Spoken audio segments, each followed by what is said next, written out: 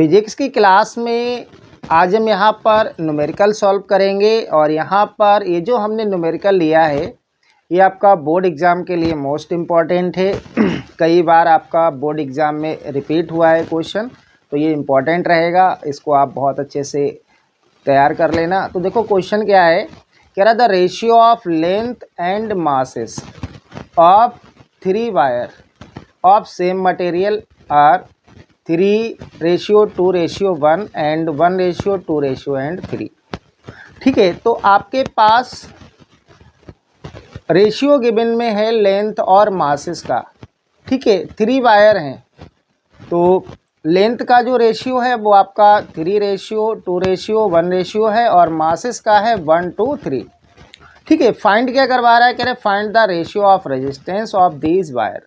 ठीक है, तो आप पहले इसमें गिवन लिखिए। आप तो देखो जब हम यहाँ पर इसमें गिवन लिखेंगे तो गिवन में सबसे पहले लेंथ का रेशियो दे रखा है, यानी कि यहाँ पर आपको L1 रेशियो L2 और ये L3 की वैल्यू आपके पास गिवन में है, ये है आपके पास 3:2 और 1:1।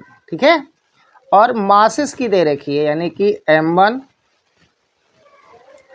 M2 रेशियो M3, ये आपका M3 है। ठीक है, ये गिवन में कितना है 1:2:3। फाइंड क्या करवा रहा है, find the ratio of resistance, यानी कि दीज जो वायर हैं उनमें रेजिस्टेंस का रेशियो कैलकुलेट करवा रहा है, यानी कि R1 ratio R2 ratio R3 equal to question mark. ठीक है, ये हमें यहाँ पर कैलकुलेट करना है।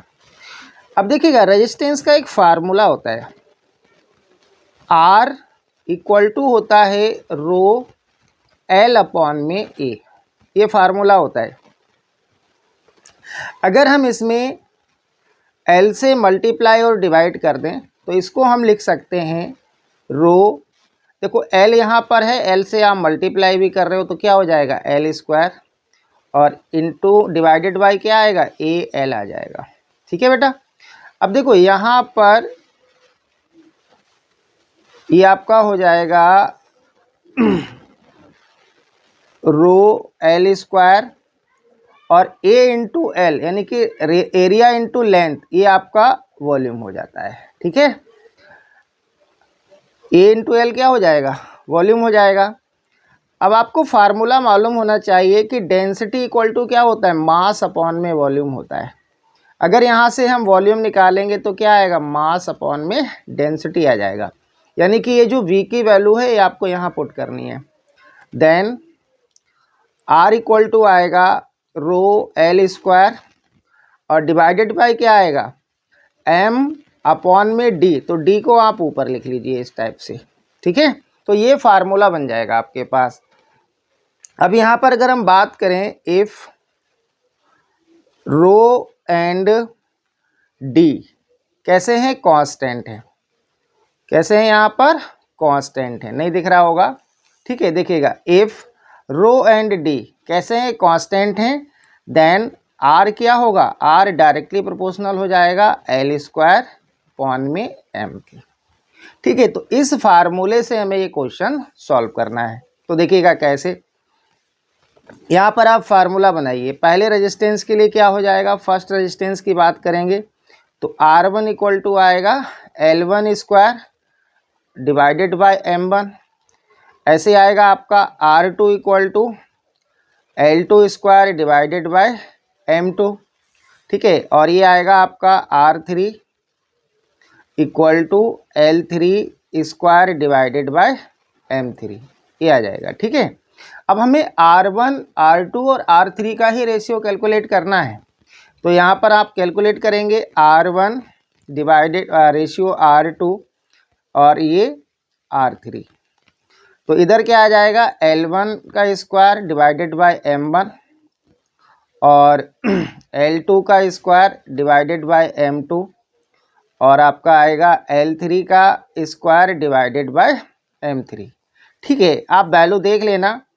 L1 का रेशियो कितना दे रखा है, L1 है 3 डिवाइडेड बाय M1 कितना है 1, L2 है आपका 2 का स्क्वायर डिवाइडेड बाय M2 कितना है 2, और L3 है आपका 1 और M3 है 3। ठीक है, ये वैल्यू जो आपकी गिवन में है वहाँ से आप देख सकते हैं।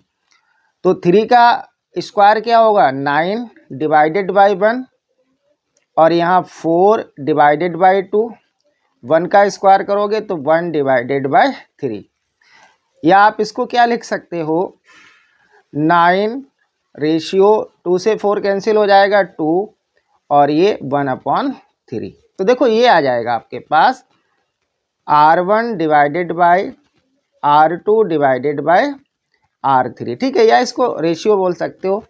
अब इसमें क्या करें, आप इसके RHS में 3 से आप डिवाइड कर दीजिए, तो जब वो 3 से मल्टीप्लाई कर दीजिए।